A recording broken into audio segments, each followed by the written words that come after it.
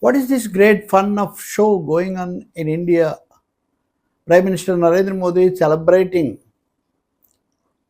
continuous record of 4,399 days as Prime Minister, surpassing the first Prime Minister Jawaharlal Nehru's record as elected Prime Minister. Please, inverted commas, elected within inverted commas. Modi's or even BJP and Sangh Parivar's obsession with surpassing Nehru, countering Nehru, maligning Nehru, reached its crescendo with this latest episode. What is the meaning? What is the signal they're trying to convey? Was not Prime Minister Nehru an elected one at 1947 August 15 midnight, 14 midnight?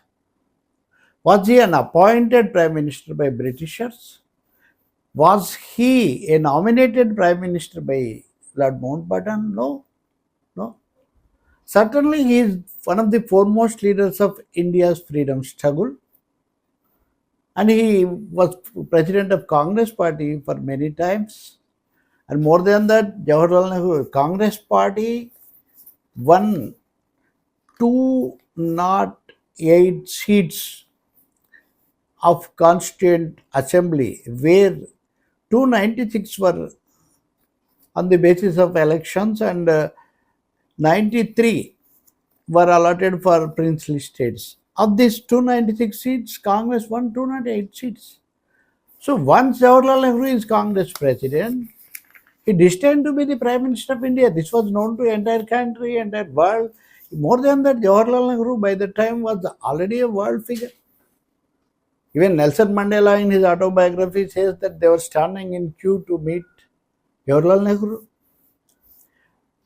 In many of the liberation countries, many of the newly independent countries have their prime ministers from the ranks of their freedom struggles, their liberation struggles. Not that every time they held elections and the prime minister was chosen from the list of winners. No, it's not like that. You may take any struggle for that matter, any struggle. So Jawaharlal Nehru certainly second only to Mahatma Gandhi in the freedom struggle. If BJP may put Sardar Vallabhbhai Patel ahead of all others, it is their pleasure, their desire, but that doesn't in any way belittle the prominence and place of Jawaharlal Nehru in the freedom struggle days. So to celebrate this and to pronounce that Narendra Modi is the first one to cross this record, taking only from 1952 to today. Even then, Narendra Modi lost his party individually, lost its majority. In fact, they are surviving on the support from outside allies, overpowered or over obedient by circumstances. That is their story, no problem. But how can they erase the history from 1947 to 1952? And how can Narendra Modi claim that he is the longest serving Prime Minister of India? Even in case of Indira Gandhi, maybe there is a break of a post-emergency elections, but later she was again a Prime Minister of the country till her assassination. So, political polemics, opposing, supporting, that is everybody's will and wish.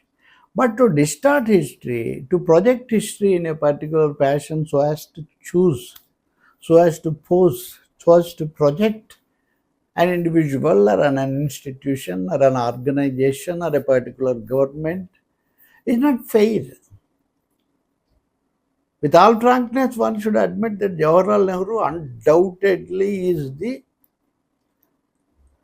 the chosen leader at that point of time by the India's great freedom struggle. Now to pose him as a nominated or a appointed prime minister and not elected one is to, in a way, it's in a way insulting the great traditions of India's freedom struggle. This coupled with the criticism that we always hear that RSS and Sangha Parva had nothing to do with freedom struggle at many stages.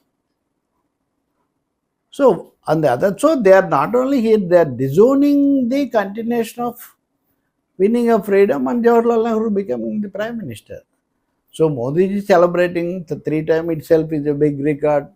He can, by all means, he can he can celebrate it. Alice can join him, hail him, project him. That's different matter. But for that matter, to erase part of history, to erase 5 years, almost 5 years period from the India's history, that too a great continuation of one of the biggest freedom struggles of the world, is not fair. Congress versus BJP, Modi versus Nehru, RSS versus left, they are all political, ideological battles. We can continue. But certainly Jawaharlal Nehru is a respected, chosen prime minister at that point of time, commanding his party, commanding overwhelming majority in the Constituent Assembly elections, which served as a basis for the formation of first government. Let me see whether the present government and present prime minister will have the modesty to admit this fact of history. This fact of history, whether they agree with that, is not left to them. But history is history. It's not a mystery. It is not a thing to be changed this way, that way. Now a big attempt is done to change or reproject or redraft history from earlier ages. But to distort the very first government, the nature of the very first government of independent India is to denigrate the great traditions of freedom struggle. It's not healthy.